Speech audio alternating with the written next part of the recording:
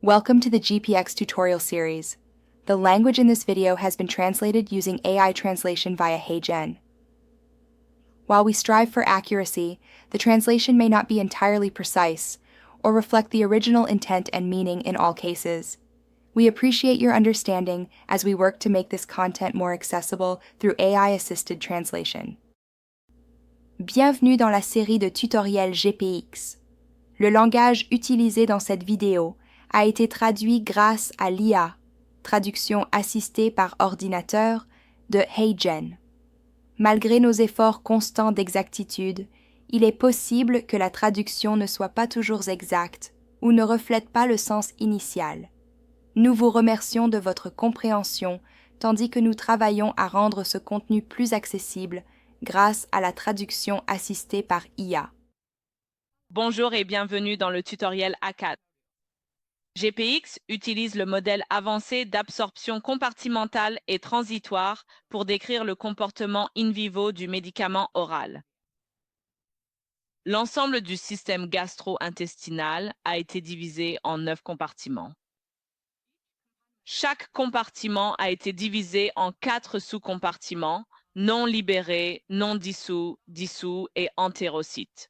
Le médicament est considéré comme absorbé dans GPX lorsqu'il entre dans l'entérocyte. L'absorption du médicament peut être passive en fonction du gradient de concentration à travers la membrane apicale ou elle peut être médiée par un transporteur d'afflux et d'efflux dans l'entérocyte. Dans cet exemple de tutoriel, nous allons optimiser le modèle du facteur de compétence d'absorption ASF pour l'absorption compartimentale. Ainsi, pour cet exemple, le composé possède déjà tous les paramètres du modèle, à l'exception des paramètres liés à l'absorption, tels que le chemin de perméabilité ou l'ASF de chaque compartiment intestinal. C'est donc le facteur de compétence d'absorption. Commençons par lancer une simulation de l'administration d'un comprimé de 100 mg avec le modèle ASF par défaut.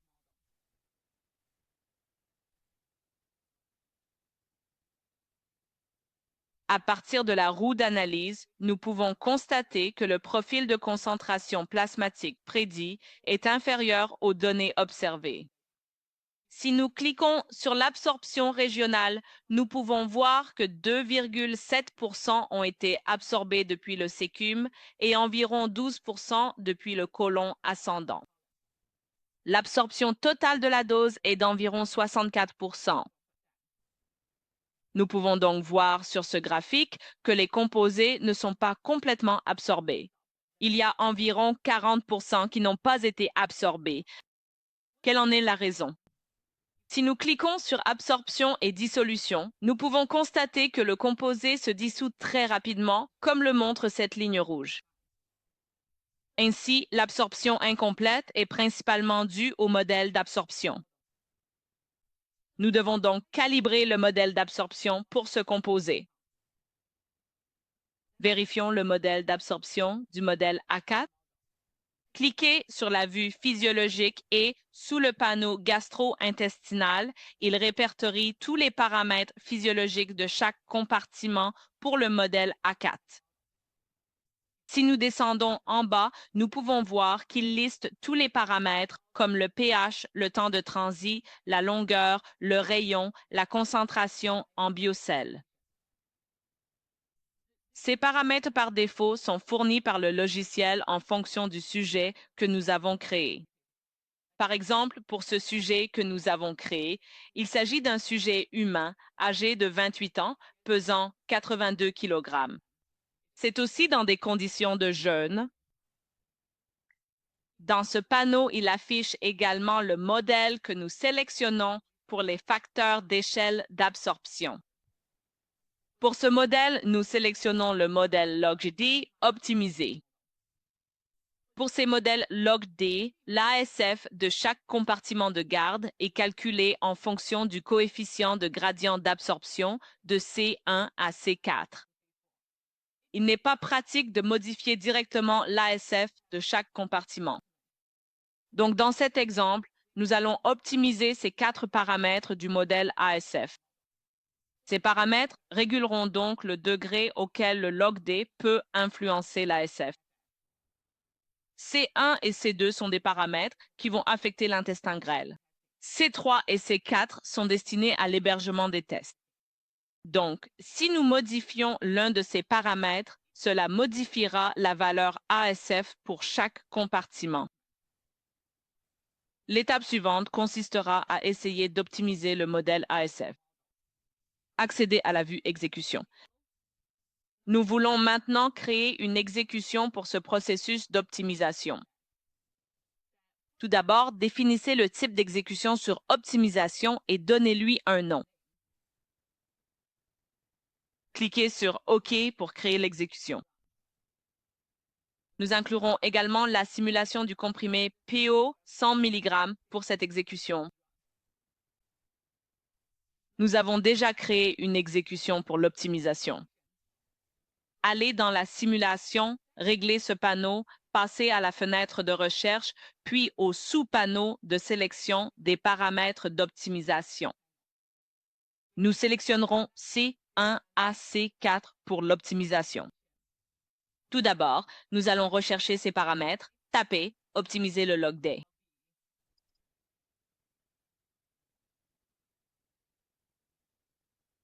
Nous pouvons maintenant voir que C1 à C4 apparaissent dans cet arbre de paramètres. Sélectionnez ces 4 paramètres. Le programmeur s'en chargera. La borne supérieure et la borne inférieure, ces contraintes pour ces valeurs. Dans cet exemple, nous utiliserons la valeur par défaut. Vous pouvez également modifier ces contraintes. Allez dans ce sous-panneau Observation, Sélection et Poids, car l'optimisation des paramètres se fait par rapport au profil CP temps observé. Nous allons sélectionner les données observées. Observez le profil CP en cliquant sur la circulation systémique. Nous garderons le poids par défaut à 1. Pour les fonctions de pondération de l'objectif, nous conserverons la valeur par défaut, soit 1 sur I-chapeau au carré. Donc maintenant, jusqu'à cette étape, nous avons déjà défini la fonction objectif. Nous avons déjà défini les paramètres que nous allons optimiser. Nous allons maintenant dans le panneau de contrôle d'exécution, sous-panneau, et cliquer sur Démarrer. Après avoir cliqué sur Démarrer, le processus d'optimisation va commencer. Nous pouvons maintenant constater que le R carré de ce processus d'optimisation est passé de 0,6 à plus de 0,9. Cela signifie que les paramètres optimisés correspondent mieux aux données observées. Vous pouvez, si vous êtes satisfait du R carré, cliquer sur Arrêter même plus tôt si vous ne souhaitez pas attendre plus longtemps. Cliquons simplement sur Arrêter pour terminer l'optimisation.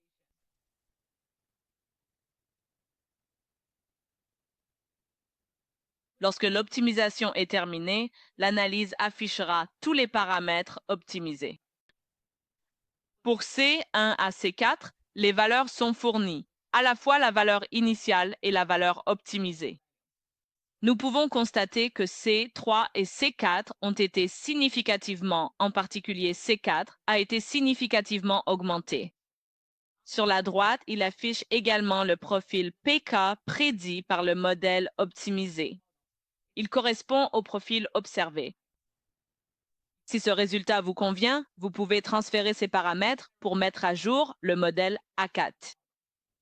Cliquons sur Transférer pour chaque paramètre. De plus, le centre de message affiche également l'information que ces paramètres ont été mis à jour. Maintenant, cliquons sur Fermer pour supprimer cette information. Nous pouvons maintenant retourner à la vue du physiologiste. Nous pouvons d'abord constater que la colonne ascendante, l'ASF, a été significativement augmentée. Cela est dû à la valeur accrue dans C4.